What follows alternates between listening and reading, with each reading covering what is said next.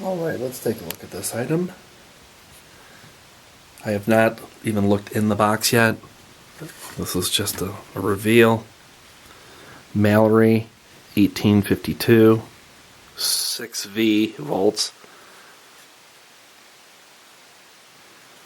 It appears that the tab has been missing. Maybe it's in the box. Do not know. Before we get to that part,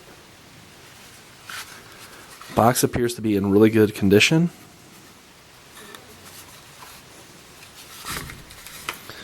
Precision electronic components. Wow. How we used to do things. Registration marks for the printer.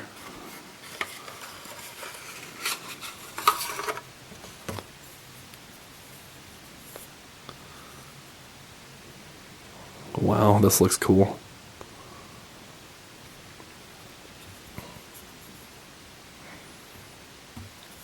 Anything written on top? Oh wow, nice. Look at this. Use these marks for Motorola only. I'm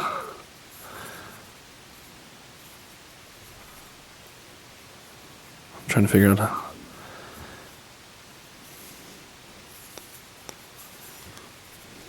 Wow. We just have a few of these left. Let me